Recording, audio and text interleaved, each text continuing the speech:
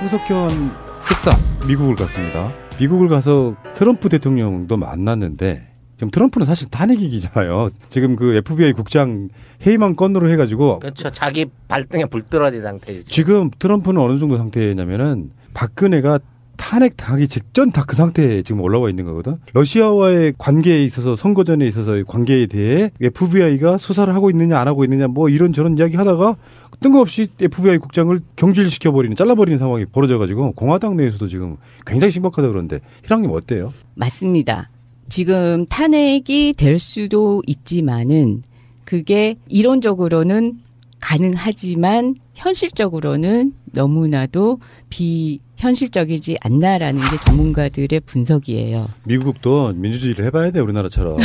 탄핵이 가능하다는 거는 우리나라 국민들도 정치인들부터가 긴가민가 했어요. 네. 근데 결국은 이뤄냈잖아. 미국은 한국 지금 특사를 파견해가지고 트럼프 탄핵에 대한 모든 메커니즘을 연구하시기 바라고 그분들 한국으로부터 최소 한 100만 브로치의 초도 수입해 가시기를 바랍니다. 아니 오죽하면은 국산철을 써야 집회가 제대로 된다는 거죠. 효염이 있어 효염에.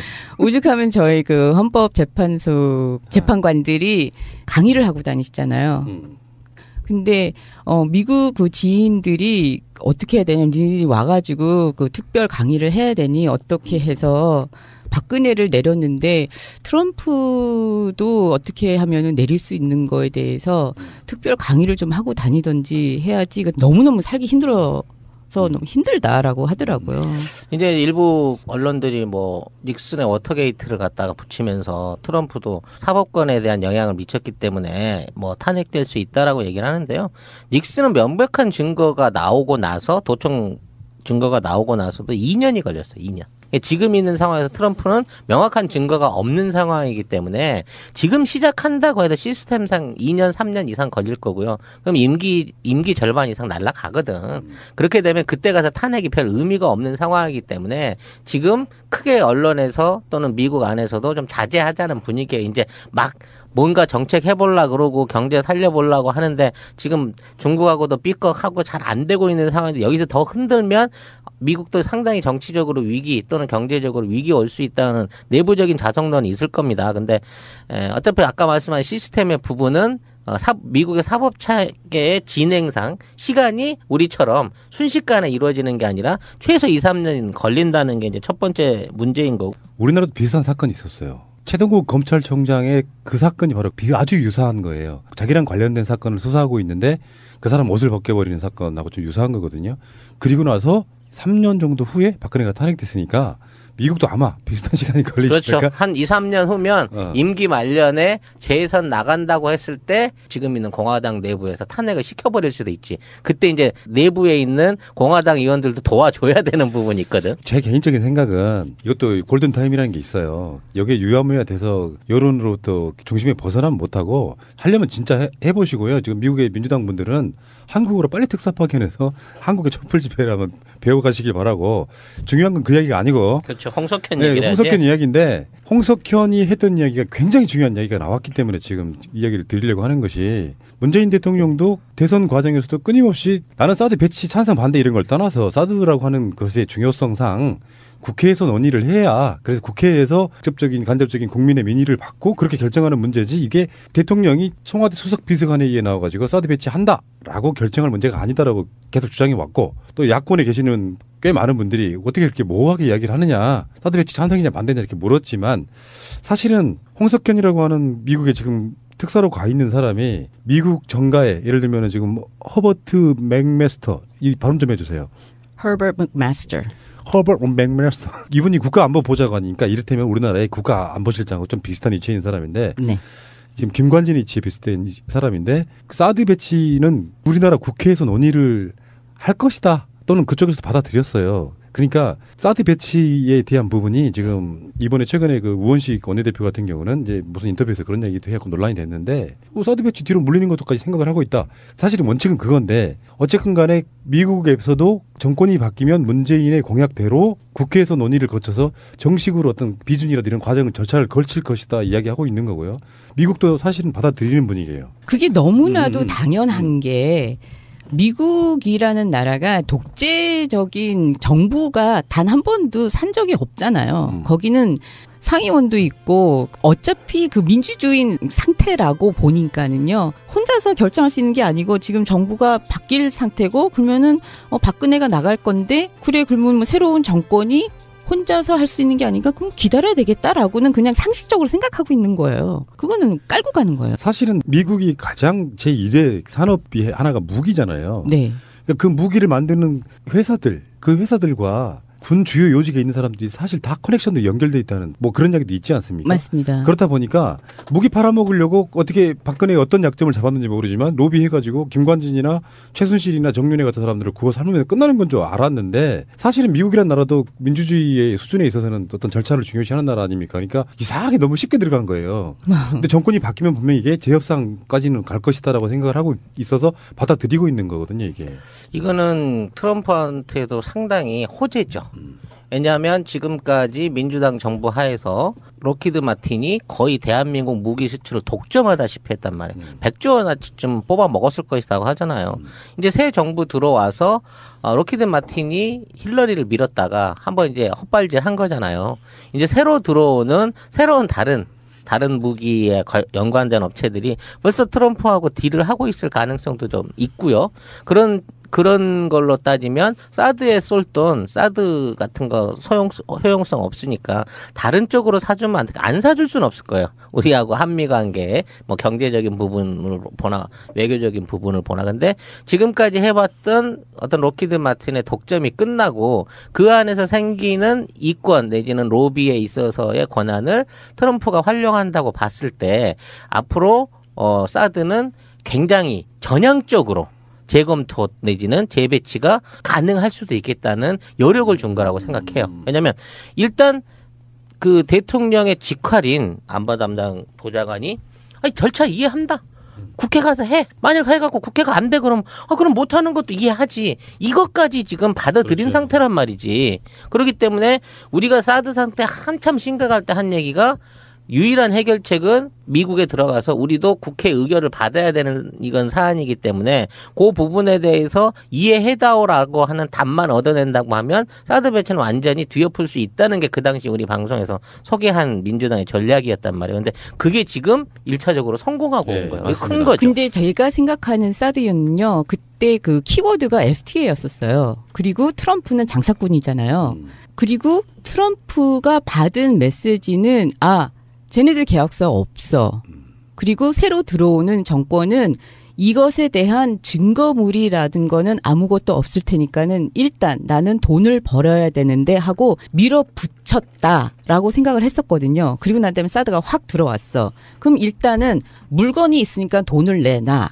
돈 내놓기 싫으면은 FTA든 뭐든 물건을 더 사가든 해서 나는 최대한 이익을 받을 거야. 왜냐하면 나는 지금 위태로운 상황에 있고 미국에 최대한 돈이라도 어디든 갖다 끌어다 대서 나에 대한 무기라는 게 내 지지율을 올릴 수 있는 어떻게 해서라도 만들 거야라는 그 멘탈리티가 있다고 저는 생각을 했었거든요. 그게 정확하게 금액으로 나온 거야. 그러니까 1억 달러. 네.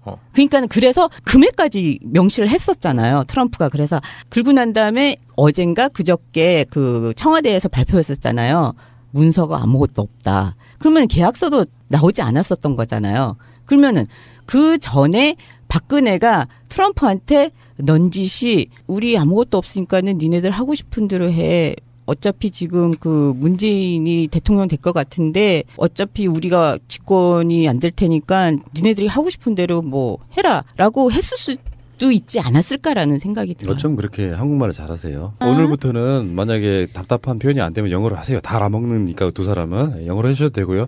지금 애청자 여러분들도 영어 정도는 다 알아들으시잖아요. 누구나 다. 그럼요. 감사합니다. 요즘 한 4개국어 못하면 그러면 뭐 사람도 해외여행 다닐 수 있나? 그 4개국어인가 5개국어 능통한다는 박근혜 씨가 왜 뜬금없이 감옥에서 영안사전을 보고 있어? 난 그게 좀 이해가 안 되고. 한 장씩 씹어먹는 거 아닐까? 그러니까. 주술을 외우는 거야. 주술을. 고시 준비하는 거야. 내가 봤을 땐. 사실은 문재인 대통령의 당선에 나름 한 1%쯤 공헌하신 분이에요. 트럼프가. 지금까지 국민들은 사드는 미군이 우리나라를 위해서 공짜로 배치해 주는 줄 알았던 사람들이 웬 뜬금없이 1조 원. 주한 미군이 주둔하는데 주둔 비 우리 분담금이 1조 원이에요. 약 1조 원인데 사드 배치 하나 하는데 1조 원 달라고 하면은 사람들이 깜짝 놀라지. 니들이 공짜로 해준다며 시골놈들아 이렇게 된 건데 트럼프가 이제 역시 장사꾼답게 우리는 손해보고는 못해 이런 상황이 된 거고. 야 어쨌건 박근혜가 갖고 있는 그 말도 안 되는 애교가 얼마나 허상했는지가 이렇게 드러나는 겁니다.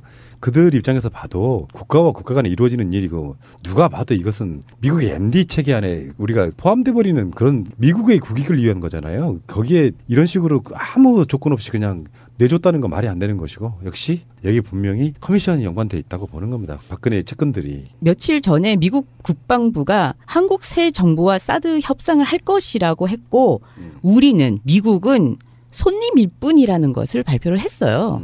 그러니까 손님일 뿐이라는 것은 이 사드에 대해서 말한 거거든요. 자 어쨌든 뭐 홍석현 씨가 뭐 회장 그만두고 나올 때 여러 가지 얘기를 했지만 결국에는 자기 본인이 한 말대로 나는 뭐 이제 국무총리나 뭐 어떤 장관 입각하는 건 관심이 없고 특사 같은 거 좀 뭐 이렇게 언급한 적이 있어요. 근데 홍석현 씨가 나름대로는 미국 통이에요. 미국 주한미 대사도 했었고 미국 통이신 분이고 뭐 심지어는 왜 지금 아까 반기문 이야기도 했었지만 반기문 대신에 유엔 사무총장으로도 관련 후보이기도 했었고 아무 다양하게 지금 홍석현 씨가 열심히 지금 충성하고 계시고요. 감사드리고요. 저 너무 오늘 말을 많이 하는데 홍석현 씨를 미국 특사로 보낸다는 거에 대해서 비난을 많이 받으셨잖아요. 우리 문 대통령이. 근데 저는 이게 정말 너무나도 좋은 선택이라고 생각했어요. 홍석현이 장사꾼이잖아요. 트럼프도 장사꾼입니다. 장사꾼한테는요. 장사꾼을 보내야 돼요. 장사꾼에겐 장사꾼 마인드로. 그렇죠. 알겠습니다. 자 미국에 대한 부분은 이렇고 이게 외교다. 한국의 지정학적 위치에서 일단 미국에 이렇게 말을 했고요. 경제 살려보려고 하는데 지금 중국하고도 삐걱하고 잘 안 되고 있는 상황인데 여기서 더 흔들면 미국도 상당히 정치적으로 위기 또는 경제적으로 위기 올 수 있다는 내부적인 자성론이 있을 겁니다. 근데 어차피 아까 말씀한 시스템의 부분은 미국의 사법체계의 진행상 시간이 우리처럼 순식간에 이루어지는 게 아니라 최소 2, 3년 걸린다는 게 이제 첫 번째 문제인 거고. 우리나라도 비슷한 사건이 있었어요. 최동국 검찰총장의 그 사건이 바로 아주 유사한 거예요. 자기랑 관련된 사건을 수사하고 있는데 그 사람 옷을 벗겨버리는 사건하고 좀 유사한 거거든요. 그리고 나서 3년 정도 후에 박근혜가 탄핵됐으니까 미국도 아마 비슷한 시간이 걸리지 않을까? 그렇죠. 한 2, 3년 후면 임기 말년에 재선 나간다고 했을 때 지금 있는 공화당 내부에서 탄핵을 시켜버릴 수도 있지. 그때 이제 내부에 있는 공화당 의원들도 도와줘야 되는 부분이 있거든. 제 개인적인 생각은 이것도 골든타임이라는 게 있어요. 여기에 유야무야 돼서 여론으로부터 중심에 벗어나면 못하고 하려면 진짜 해보시고요. 지금 미국의 민주당 분들은 한국으로 빨리 특사 파견해서 한국의 촛불 집회를 한번 배워가시길 바라고 중요한 건 그 이야기가 아니고 그렇죠. 홍석현 얘기를 홍석현 이야기인데 홍석현이 했던 이야기가 굉장히 중요한 이야기가 나왔기 때문에 지금 이야기를 드리려고 하는 것이 문재인 대통령도 대선 과정에서도 끊임없이 나는 사드 배치 찬성 반대 이런 걸 떠나서 사드라고 하는 것의 중요성상 국회에서 논의를 해야 그래서 국회에서 직접적인 간접적인 국민의 민의를 받고 그렇게 결정하는 문제지 이게 대통령이 청와대 수석 비서관회의에 나와가지고 사드 배치한다. 너무나도 비현실적이지 않나라는 게 전문가들의 분석이에요. 미국도 민주주의를 해봐야 돼 우리나라처럼. 탄핵이 가능하다는 거는 우리나라 국민들도 정치인들부터가 긴가민가 했어요. 네. 근데 결국은 이뤄냈잖아. 미국은 한국 지금 특사를 파견해가지고 트럼프 탄핵에 대한 모든 메커니즘을 연구하시기 바라고 그분들 한국으로부터 최소 한 100만 브로치의 초도 수입해 가시길 바랍니다. 아니 오죽하면은 국산철을 써야 집회가 제대로 된다는 거죠. 효염이 있어 효염에. 오죽하면 저희 그 헌법재판소 재판관들이 강의를 하고 다니시잖아요. 근데 미국 그 지인들이 어떻게 해야 되냐, 니들이 와가지고 그 특별 강의를 해야 되니 어떻게 해서 박근혜를 내렸는데 트럼프 홍석현 특사 미국을 갔습니다. 미국을 가서 트럼프 대통령도 만났는데 지금 트럼프는 사실 탄핵이기잖아요. 지금 그 FBI 국장 해임안 건으로 해가지고 그렇죠. 자기 발등에 불 떨어진 상태죠. 지금 트럼프는 어느 정도 상태냐면은 박근혜가 탄핵 당하기 직전 다 그 상태에 지금 올라와 있는 거거든. 러시아와의 관계에 있어서 선거전에 있어서의 관계에 대해 FBI가 수사를 하고 있느냐 안 하고 있느냐 뭐 이런저런 이야기 하다가 뜬금없이 FBI 국장을 경질시켜버리는 잘라버리는 상황이 벌어져가지고 공화당 내에서도 지금 굉장히 심각하다 그러는데 희랑님 어때요? 맞습니다. 지금 탄핵이 될 수도 있지만은 그게 이론적으로는 가능하지만 현실적으로는 또 어떻게 하면은 내릴 수 있는 거에 대해서 특별 강의를 좀 하고 다니든지 해야지. 이거 너무너무 살기 힘들어서 너무 힘들다라고 하더라고요. 이제 일부 언론들이 뭐 닉슨의 워터게이트를 갖다가 붙이면서 트럼프도 사법권에 대한 영향을 미쳤기 때문에 뭐 탄핵될 수 있다라고 얘기를 하는데요. 닉슨은 명백한 증거가 나오고 나서 도청 증거가 나오고 나서도 2년이 걸렸어요. 2년. 지금 있는 상황에서 트럼프는 명확한 증거가 없는 상황이기 때문에 지금 시작한다고 해도 시스템상 2년, 3년 이상 걸릴 거고요. 그럼 임기 절반 이상 날아가거든. 그렇게 되면 그때 가서 탄핵이 별 의미가 없는 상황이기 때문에 지금 크게 언론에서 또는 미국 안에서도 좀 자제하자는 분위기에 이제 막 뭔가 정책 해보려고 그러고